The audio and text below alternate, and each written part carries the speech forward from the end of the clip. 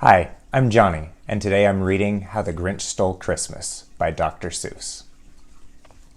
Every Who down in Whoville liked Christmas a lot, but the Grinch, who lived just north of Whoville, did not. The Grinch hated Christmas, the whole Christmas season. Now please don't ask why, because no one quite knows the reason. It could be his head wasn't screwed on just right. It could be perhaps that his shoes were too tight.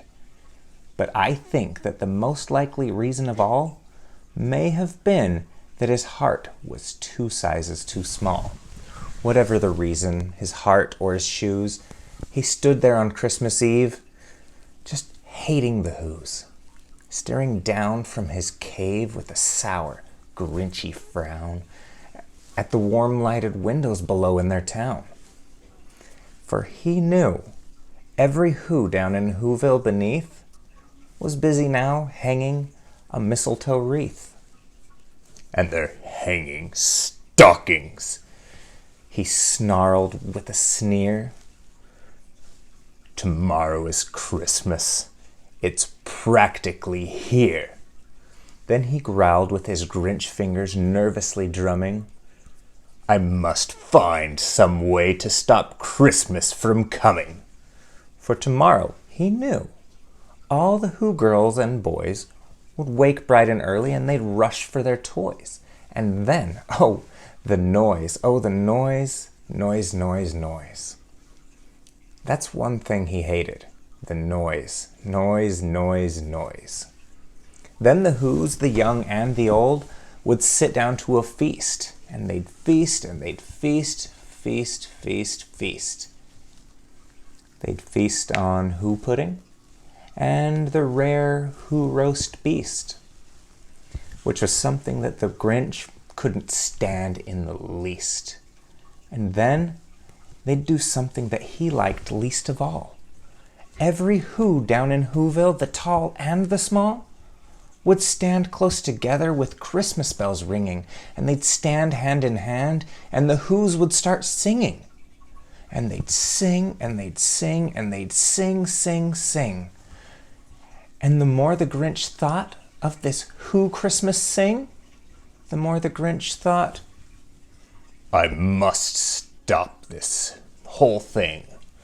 Why, for 53 years I've put up with it now. I must stop Christmas from coming, but how?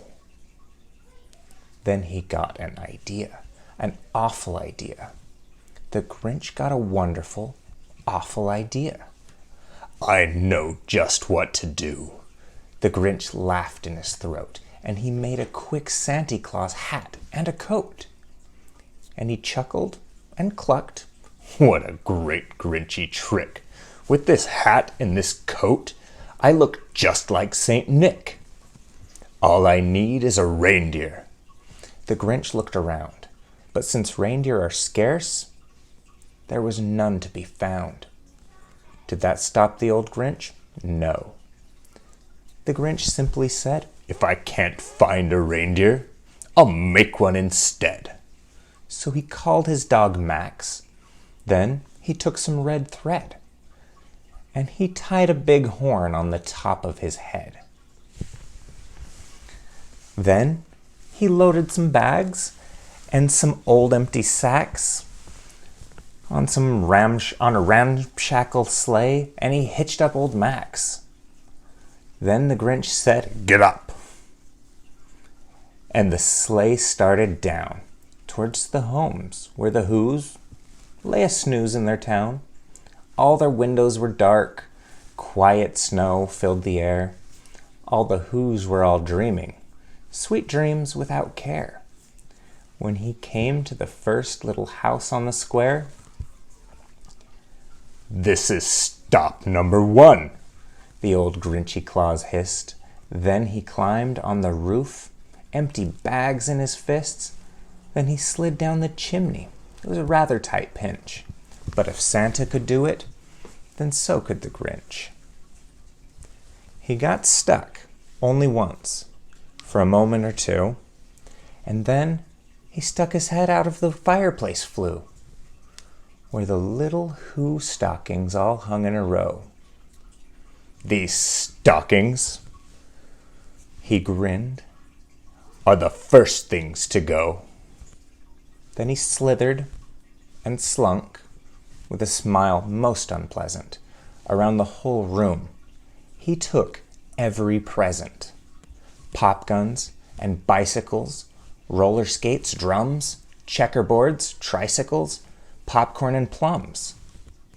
He stuffed them in bags, then the Grinch very nimbly stuffed all the bags, one by one, up the chimney. Then he slunk to the icebox. He took the Who's feast. He took the Who pudding. He took the roast beast. He cleaned out that icebox as quick as a flash. Why, that Grinch even took their last can of Who hash.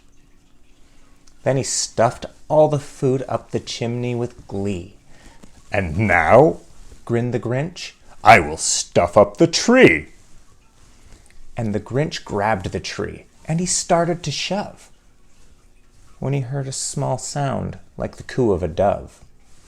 He turned round fast, and he saw a small Who, little Cindy Lou who was not more than 2. The Grinch had been caught by this tiny Who daughter, who'd got out of bed for a cold cup of water. She stared at the Grinch and said, "Santa Claus, why? Why are you taking our Christmas tree? Why?" But you know, that old Grinch was so smart and so slick that he thought up a lie, and he thought it up quick. "Why, my sweet little tot," the fake Santa Claus lied, "there's a light on this tree that won't light on one side. So I'm taking it home to my workshop, my dear. I'll fix it up there, and I'll bring it back here." And his fib fooled the child.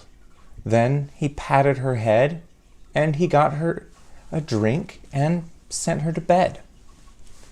And when Cindy Lou Who went to bed with her cup,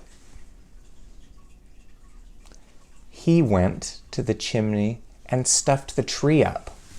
Then the last thing he took was the log for their fire. Then he went up the chimney, himself the old liar.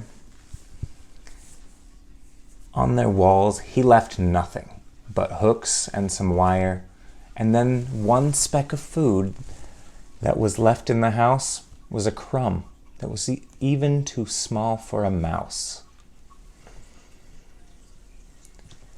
Then he did the same thing to the other Who's houses, leaving crumbs much too small for the other Who's mouses. It was 1/4 dawn, and all the Who's still abed, all the Who's still a snooze when he packed up his sled. They packed it up with their presents, the ribbons, the wrappings, the tags, the tinsel, and the trimmings, the trappings. 3,000 feet up the side of Mount Crumpet, he rode with his load to the tip top to dump it. "Pooh, pooh, to the Who's," he was Grinchishly humming. "They're finding out now no Christmas is coming. They're just waking up. I know just what they'll do. Their mouths will hang open a minute or two. Then the Who's down in Whoville will all cry, 'Boo, hoo, hoo.' That's a noise," grinned the Grinch, "that I simply must hear." So he paused, and the Grinch put a hand to his ear. And he did hear a sound rising over the snow. It started in low, and then it started to grow. But the sound wasn't sad. Why, this sound sounded merry. It couldn't be so, but it was merry. Very. He stared down at Whoville. The Grinch popped his eyes. Then he shook when he saw, what a shocking surprise, every Who down in Whoville the tall, and the small, was singing without presents at all. He hadn't stopped Christmas from coming. It came. Somehow or other, it came just the same. And the Grinch, with his feet ice cold in the snow, stood puzzling and puzzling. How could it be so? It came without ribbons. It came without tags. It came without packages, boxes, or bags. And he puzzled 3 hours till his puzzler was sore, and the Grinch thought of something he hadn't before. Maybe Christmas, he thought, doesn't come from a store. Maybe Christmas, perhaps, means a little bit more. And what happened then? Well, in Whoville they say that the Grinch's small heart grew 3 sizes that day. And the minute his heart didn't feel quite so tight, he whizzed his load through the bright morning light. And he brought back the toys and the food for the feast. And he himself, the Grinch, carved the roast beast.